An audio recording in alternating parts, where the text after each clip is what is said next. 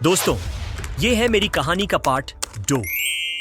पिछले पार्ट में हमने देखा था कि टोनी, जो अपनी सख्त और घमंडी बॉस से बेहद नफरत करता था, उसकी जिंदगी अचानक बदल जाती है। एक हादसे के बाद उसकी बॉस के शरीर में प्राचीन काल की दानवी महारानी आ जाती है और इस आधुनिक दुनिया में फंस जाती है। उसे इस दुनिया की तकनीक और तौर तरीकों की कोई समझ नहीं होती, इसलिए वह टोनी को मजबूर करती है कि वह उसके साथ रहे और उसे इस जमाने में ढलना सिखाए।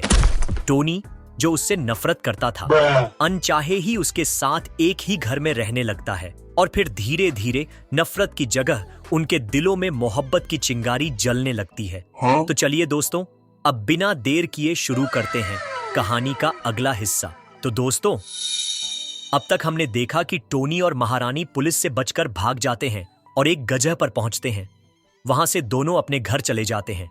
अब आगे दोनों घर लौट आए।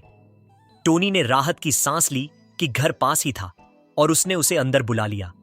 उसने अपने भाई को ढूंढा, लेकिन वह वहां नहीं था। सोफे पर कुछ देखकर उसने सोचा कि शायद उसका भाई अभी भी घर अस्त व्यस्त कर रहा होगा। असहज महसूस करते हुए उसने वह अजीब वस्तु उठाई और कहा कि वह थोड़ी सफाई कर ले, तब तक इंतजार करे। कुछ देर बाद टोनी ने उसे बैठाया और पूछा। उसने बताया कि असल में वह केवल आत्मा का एक अंश है जो एक कलाकृति से बंधा हुआ है। उसका शरीर बहुत पहले नष्ट हो चुका है। उसकी आत्मा ही उस कलाकृति को चलाती है। वह सैकड़ों सालों से उस औरत के शरीर में दबाई गई थी। अगर महारानी नशे में न होती तो वह बाहर कभी नहीं आ पाती। वह टोनी की गोद में बैठ गई। टोनी शर्मिंदा होकर बोला कि उसे यह सब समझने के लिए थोड़ा समय चाहिए। वह और करीब आई और बोली कि उसे मुक्त करने में मदद करे। अगर वह ऐसा करता है तो वह जीवन भर उसकी आरनी रहेगी। उसने कहा कि बचपन से ही वह हथियार बनाती रही है और वह सारा ज्ञान टोनी को सिखाना चाहती है। उसने यह भी कहा कि उस भोली और सख्त औरत की तरह नहीं, बल्कि वह बहुत अनुभवी है। यह सुनकर टोनी घबरा गया और पूछा कि वह मदद कैसे कर सकता है। उसने अपने कंधे पर एक निशान दिखाया और कहा कि यह मुहर सच्ची ऊर्जा से टूट सकती है। वह उसे तकनीक सिखा सकती है।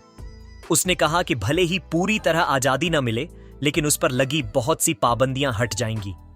टोनी ने खुद को संभाला और कहा कि वह कोशिश करेगा, चाहे उसे बदले में कुछ मिले या न मिले, लेकिन उसे मदद करके खुशी होगी।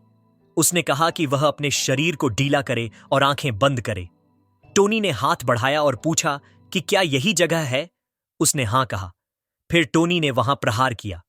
यह सब देखकर टोनी सोचने लगा कि शायद यह बहुव्यक्तित्व का मामला है और हो सकता है उसे केवल शारीरिक रूप से बदलना पड़ता हो। इसी बीच एक विशाल द्वार पर लीन परिवार इकट्ठा था और लिन वेई ने दरवाजा खटखटाया। एक युवती ने दरवाजा खोला और कहा कि उसके गुरु आज नहीं आएंगे। उसने पूछा कि क्या कोई और बात है। लिन वेई ने कहा कि गलत न समझे, वे यूं ही नहीं आए। उसने बाकी आदमियों से कहा कि मिस्टर वांग अभी अभी जियांग आए हैं और आज रात का भोज उनके स्वागत के लिए रखा गया है। यह सुनकर कि वह नहीं आएंगे, वे उनकी सेहत को लेकर चिंतित हुए और मिलने चले आए। युवती ने कहा कि मिस्टर वांग स्वस्थ हैं, लेकिन युवती अभी लौटी है, इसलिए यह सही समय नहीं है। उसने दरवाजा बंद कर दिया, जबकि लिन वेई ने विनम्रता से कहा कि उनके शुभकामनाएं पहुंचा देना। निराश होकर एक आदमी बड़बड़ाया कि बूढ़ा आदमी इस मामले को जरूरत से ज्यादा महत्व दे रहा है। लिन ने कहा कि वोंग राजधानी का बड़ा आदमी है और उसका शी जियांग आना बहुत मायने रखता है। उसके रहते कोई मार्शल आर्ट्स संप्रदाय हिम्मत नहीं करेगा। वे लोग वहां से लौट गए और बोले कि लुई से उनकी पहचान कराई जाए। कुछ देर बाद युवती ने मिस्टर वांग को बताया कि व्यापारी लौट गए। बूढ़ा हंस पड़ा और बोला कि वह उनसे नहीं मिल सकता क्योंकि उसकी प्यारी पोती लौट आई है। तभी श्याओ 3 बाल्टियां लेकर आया और बोला कि क्या वह अपनी पोती से ऐसे पेश आते हैं। चिढ़कर बूढ़े वांग ने कहा, किसने कहा था कि तुम किसी आदमी से हारोगी? अब तुम्हें 3000 बार और अभ्यास करना होगा। रोते हुए उसने कहा, लेकिन दादाजी, टोनी सचमुच अद्भुत है। आप उनसे मिलेंगे तो समझ जाएंगे। इधर टोनी के घर में महारानी जागी और बोली कि उसने कभी नहीं सोचा था कि ऐसा दिन आएगा। टोनी ने कहा कि यह सब शराब की वजह से हुआ। वह उठी और पूछा कि उसके माथे पर गुंबद क्यों है। टोनी ने कहा कि कि शायद उसने कहीं सिर मार लिया होगा। उसने दूध का गिलास पकड़ाया और कहा कि उसे नहीं पता था कि वह शराब की इतनी असहिष्णु है। महारानी बोली कि चुप रहो, बहुत समय बाद उसने ऐसा कुछ पिया है। टोनी ने पूछा कि उसकी दूसरी शख्सियत चिंगयांग क्या है। यह सुनते ही महारानी ने दूध उगल दिया और पूछा कि क्या उसने सचमुच चिंगयांग से मुलाकात की है। टोनी ने कहा हाँ, उसने बताया कि वह एक आत्मा है जो शरीर में फंसी है और मदद मांग रही थी। उसने यह भी पूछा कि आध्यात्मिक कलाकृति क्या होती है। महारानी ने कहा कि चिंगयांग ने जो कहा वह सच है। आध्यात्मिक कलाकृति मतलब आत्मा का किसी वस्तु से जुड़कर उसकी शक्ति को बढ़ाना। वह सचमुच एक आत्मा है जिसे महारानी ने कैद किया था। टोनी घबरा गया और पूछा कि वह आत्मा कहां से आई। महारानी ने डरावनी कहानी शुरू की और कहा कि टोनी को उसकी मदद करने का पछतावा होगा। उसने कहा कि क्या उसने भूल गया कि वह महारानी है जिसके हाथ में हजारों लोगों की जान है। टोनी ने राहत की सांस ली कि उसने सही फैसला किया। महारानी ने पूछा कि उसका मतलब क्या है। टोनी ने कहा कि उसे पता है कि वह उसकी जान नहीं लेगी, लेकिन यह नहीं जानता कि चिंगयांग का क्या इरादा है। महारानी बोली कि यह अच्छा निर्णय है क्योंकि उसने अभी अपनी जान बचा ली। टोनी ने सोचा कि शायद महारानी उसे धोखा दे रही है और अगर चिंगयांग सचमुच इतना झेल चुकी है तो उसका रोष और भी बड़ा होगा। तभी टोनी का भाई घर लौटा और कमरे में आकर पूछा कि कुछ खाने को चाहिए। उसने महारानी को देखा और बोला कि टोनी तो पहले से ही अच्छा खा चुका है, अब वह जा रहा है। लेकिन फिर उसने टोनी को झिंझोड़ा और बोला कि उसने उसकी प्यारी विवियन के सामने बड़े लोगों जैसा काम कैसे कर लिया। टोनी ने नाराज होकर कहा कि उसने उसे विवियन की रक्षा करने के लिए कहा था, लेकिन वह नहीं कर पाया। भाई बोला कि वह उसकी प्रेमिका है, वह क्यों नहीं बैठ सकती। दोनों की बहस के बीच महारानी आराम से डोनट खा रही थी। भाई ने फिर महारानी से पूछा कि क्या वह सच में चीफ लिन है। टोनी ने कहा कि वह थोड़ी नशे में थी, इसीलिए उसे घर लाया। भाई ने तुरंत और खाने की पेशकश की और दराज से एक बैग निकाला। बोला यह बटरफ्लाई कैंडी है जिसे पाने के लिए उसने 3 दिन लाइन लगाई। उसने महारानी से कहा कि इसे छके। टोनी ने भाई को रोकने की कोशिश की, लेकिन वह जिद पर अड़ा रहा। महारानी ने सोचा कि यह तो परिवार जैसा लग रहा है। फिर सब लिविंग रूम में बैठे और भाई मशहूर इंटरनेट सेलिब्रिटी ली की बात करने लगा जो अगले दिन इवेंट करने वाली थी। टिकट मिलना बहुत कठिन था। टोनी ने चेताया कि ज्यादा खर्च मत करना, पिछले बार उसने कार्ड लिमिट खत्म कर दी थी। लेकिन भाई ने कहा कि इस बार वह सच में उस लड़की का समर्थन कर रहा है। उसने उसकी तस्वीर दिखाई, बैंगनी बालों और आंखों वाली लड़की, जिसने टोनी का दिल तेज कर दिया। कुछ समय बाद दोनों उस इवेंट में पहुंच गए। वहां बहुत भीड़ थी और यिन यिन स्टेज पर आई। लोग पागल हो उठे। उसने सबको धन्यवाद कहा और बोला कि सब मिलकर अच्छा शहर बनाएं। फिर उसने सैंडल उतारकर कहा कि जो नहीं मानेगा उसे दंड मिलेगा। तभी एक आदमी उसके पैर पकड़कर चूमने लगा। टोनी ने स्थिति देखी और अपने भाई को मंच पर धक्का दे दिया कि बस एक बार मदद कर। भाई ने तेजी से जाकर उस आदमी को गिरा दिया। फिर यिन यिन ने टोनी का हाथ थामा और धन्यवाद कहा। टोनी मंत्रमुग्ध हो गया और सोचा कि उसका आकर्षण अजेय है। लेकिन तभी बाकी लोग टोनी को शक से देखने लगे।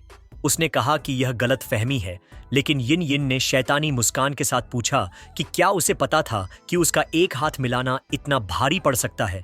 टोनी ने पूछा कि वह उसके साथ ऐसा क्यों कर रही है। जवाब मिला कि उसकी जैसी क्षमताओं वाला इंसान इस सब को संभाल सकता है। टोनी घबराकर भागा और सबको बताने की कोशिश की कि यिन्यान एक दुष्ट औरत है, लेकिन लवुक्रक के प्रशंसकों की भीड़ ने उसकी एक भी बात पर ध्यान नहीं दिया। पागलों की तरह दौड़ने के बाद टोनी किसी तरह यान के प्रशंसकों से पीछा छुड़ाने में सफल हुआ। तभी एक आदमी सामने आया और बोला कि उसने आखिरकार उसे ढूंढ लिया है। टोनी ने शांत स्वर में कहा कि उसने यिन यिन के साथ कुछ नहीं किया, लेकिन उस आदमी ने बिना सोचे समझे उस पर हमला कर दिया। टोनी हैरान होकर बोला कि वह कौन है। आदमी ने दावा किया कि टोनी का संबंध शियान की मौत से है। सोच में डूबा टोनी यह समझ गया कि इस आदमी से निकलने वाली ऊर्जा वैसी ही है जैसी उन लोगों से थी जिन्होंने पहले उस पर और महारानी पर हमला किया था। इसके बावजूद टोनी तेजी से उस आदमी की ओर बढ़ा। पल भर में उसके पीछे पहुंचकर उसे जोरदार चोट मारी, जिससे वह दीवार से जा टकराया। टोनी ने उससे पूछा कि उसे किसने भेजा है। तभी अचानक एक धातु की गेंद आकर टोनी से टकराई। एक और आदमी वहां पहुंचा और अपने साथी फेंगर से पूछा कि वह इतनी जल्दी क्यों आया। उसने यह भी कहा कि अब फेंगर का वीजा बर्बाद हो गया। पीछे से 2 और लोग आए और टोनी को घेर लिया। टोनी घबराया। उसे लगा कि वह 1 से निपट सकता है, लेकिन 3 से नहीं। उसी समय उसका भाई आ गया और खुशी से चिल्लाते हुए बोला कि उसने टोनी को ढूंढ लिया और यह भी अच्छा लगा कि टोनी ने उसे मंच पर फेंक दिया था। गुस्से से भरे पुरुष उसके भाई की ओर मुड़े।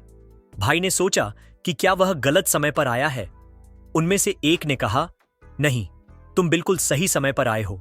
कुछ देर बाद टोनी का भाई उसी धातु की गेंद से चौटिल हो गया। वह चिल्लाया कि वह अभी मरना नहीं चाहता, खासकर जब उसका कोई बच्चा भी नहीं हुआ। इस बीच टोनी एक आदमी से लड़ रहा था। उसने अपने भाई से कहा कि वह वहां से चला जाए। भाई ने सहमति जताई और कहा कि उन्हें सच में निकल जाना चाहिए, लेकिन दुश्मनों ने कहा कि उन्हें चिंता करने की जरूरत नहीं है, कोई भी वहां से नहीं जाएगा। अचानक लड़ाई के बीच धुएं का बादल फैल गया, जिससे दुश्मन गलती से एक दूसरे को मार बैठे। वे रुके और आश्चर्य से पूछा कि यह कैसे हो रहा है। उसी समय टोनी और उसका भाई एक युवती द्वारा वहां से बाहर निकाले जा रहे थे। कुछ दूर भागने के बाद उसने कहा कि अब वे सुरक्षित हैं। उसने मास्क हटाया और कहा कि मार्शल आर्टिस्ट लीजन अब उनका पीछा नहीं करेगा। जमीन पर लेटे टोनी के भाई ने कहा कि एक देवी ने उसकी जान बचाई है। टोनी ने जवाब दिया कि सारा श्रेय वह खुद ले रही है। फिर टोनी ने अपना परिचय दिया और कहा कि इस बार वह हीरोइन जियन का एहसानमंद है। जियन ने कहा कि उसका नाम किसी को न बताए। टोनी मंत्रमुग्ध होकर सोचने लगा कि शायद वह गलत समझ रहा है, लेकिन जब जियन ने नजदीक आकर कहा कि वह एक सुंदर, नेक दिल और गुमनाम औरत है, तब टोनी समझ गया कि वह एक ऐसी दानवी है जो दिलों से खेलती है। टोनी ने उससे पूछा कि मंच पर उसने लड़ाई क्यों नहीं की। उसने कहा कि यह कंपनी का आदेश था, ताकि लोग उसे कमजोर समझें और उसकी रक्षा करना चाहें। टोनी ने महसूस किया कि उसका भाई औरों की तरह बेवकूफ बन रहा है। इसके बाद टोनी ने उससे मार्शल आर्टिस्ट लीजन के बारे में पूछा। जियन ने बताया कि यह हत्यारे योद्धाओं का एक संगठन है जो लोगों को खत्म करने में माहिर है। यहां तक कि बड़े सितारे भी उनसे नहीं बच सकते। उसने कहा कि अगर टोनी और जानकारी चाहता है तो उसके शो में आए या सस्ते टिकट के लिए उसे मैसेज करे, लेकिन टोनी ने मना कर दिया और कहा कि वह खुद पता कर लेगा। कुछ समय बाद टोनी सोच रहा था कि अब उसे मजबूत होना ही पड़ेगा। उसने महारानी को फोन किया और पूछा कि स्पिरिट अरे के लिए किस तरह का स्पिरिचुअल जेड चाहिए। महारानी ने बताया कि जेड में ऊर्जा डालकर पहचान सकते हैं कि कौन सा असली है। तभी सिस्टम संदेश आया कि टोनी ने किसी अज्ञात व्यक्ति को चौंकाया है और उसकी इनाम में देरी होगी। इनाम नई पैठ तकनीक, पेनिट्रेशन टेक्निक थी। जब उसने इसे आजमाया तो वह एक लड़की के शरीर को एक्स रे की तरह देख सका और सोचने लगा कि यह तकनीक तो डॉक्टरों के लिए ठीक है, योद्धाओं के लिए नहीं। फिर वह जेड की दुकान में गया। दुकानदार ने 2 मिलियन का भाव बताया। टोनी ने कहा कि इसमें अशुद्धियां हैं और वह कहीं और देखेगा। चलते चलते उसने सोचा कि बैंक लूटने से अच्छा तो जेड की दुकान खोलना है। इसी दौरान शियाओ अपने दादा के साथ पहुंची। उसने टोनी का परिचय कराया। शियाओ ने बताया कि टोनी वही है जिसके बारे में शियाओ बता रही थी। दादाजी ने टोनी से परिचय किया और कहा कि मेरी पोती तुम्हारा बहुत तारीफ कर रही थी। दादा वोंग ने टोनी को चुनौती दी और कहा कि उसकी पोती का ध्यान उससे न छिने। तभी दादाजी ने अचानक टोनी पर हमला कर दिया, पर टोनी अपने रिफ्लेक्स से बच गया। इसके बाद दादाजी ने टोनी की तारीफ करते बोला कि शाबाश बच्चे। शियाओ ने अपने दादाजी को रुकने को कहा, पर टोनी ने कहा कि अब यह मर्दों वाली बात हो गई है, तुम महिला दूर रहो। इसके बाद दादाजी ने फर्स्ट ऑफ फ्लेम अपने हाथों में जला के टोनी पर अटैक किया। टोनी ने उसको अपने हाथों से रोक तो लिया, पर वो काफी दूर तक पीछे चला गया। दादा जीवनी खा कि अब अगला वार में टोनी नहीं बच पाएगा। तभी टोनी ने अपने हाथों में हेवनली फर्स्ट तकनीक से दादाजी पर हमला किया। तभी सिस्टम प्रकट होता है और बताता है कि हेवनली फिस्ट तकनीक और पेनिट्रेशन तकनीक को सफलतापूर्वक मिला दिया है, जिससे पेनिट्रेशन फिस्ट तकनीक हासिल हो गई है। इसके बाद टोनी अपनी नई मिली एक्सरे पावर से देखता है कि दादाजी के बॉडी में वीक पॉइंट कहां पर है। उसको दादाजी के शोल्डर पर एक वीक पॉइंट मिल गया टोनी को। टोनी उस पर अटैक करता है पर दादाजी बच जाते हैं और टोनी को एक खतरनाक पंच मार के दूर फेंक देते हैं। दादाजी कहते हैं कि बच्चे और प्रैक्टिस करो। टोनी उठता है तो देखता है कि उसके पास महारानी के पैर दिखते ही महारानी कहती है कि टोनी को रोड पर सोने की आदत भी बनानी चाहिए। तभी टोनी कहता है कि तुम यहां क्या कर रही हो। महारानी बताती है कि टोनी ने ही तो कॉल किया था, इसलिए वो टोनी को देखने आ गई। महारानी टोनी का शर्ट खींचकर उठाती है और कहती है कि उसे अपने बड़े से बढ़ना चाहिए। टोनी कहता है कि पब्लिक में उसका शर्ट ऐसे मत खींचो। तभी टोनी उठता है और केट है कि तुम चलो, मेरा एक लास्ट वॉर बचा है। हम दादाजी को देखते हैं और दादाजी सोच रहे होते हैं कि टोनी का लास्ट वॉर बहुत खतरनाक था। तभी हम उनके पीछे टोनी को देखते हैं। टोनी फुल पावर से दादाजी वक्त शोल्डर पर इतनी तेज मुक्का मारता है कि दादाजी देखते रह जाते हैं। ये सब देखकर हैरान हो जाते हैं। दादाजी भी सोचने लगते हैं कि आखिर इसने मेरे इस पॉइंट पर वॉर कैसे कर दिया, और टोनी इस फाइट का विनर बन जाता है। तो ये थे पार्ट 2। दोस्तों, अगला पार्ट लंबा होगा। दोस्तों, आगे कहानी में हम देखने वाले हैं कि टोनी से भी बड़े पावरफुल लोगों की एंट्री होने वाली है और दूसरी दुनिया के डीमन आते हैं टोनी और महारानी को मारने। और हम ये वो देखने वाले हैं कि महारानी कैसे धीरे धीरे अपने पावर्स को हासिल कर रही है। साथ में हमारे टोनी और महारानी के लव रोमांस तो है ही कि कैसे टोनी और महारानी प्यार में गुल्लू गुल्लू ग्लगलू करते हैं। तो इसके लिए चैनल को सब्सक्राइब करो, तुम्हारा भाई बहुत मेहनत कर रहा है। एक लाइक तो बनाता है भाई। मेरे मिलते हैं नेक्स्ट वीडियो में।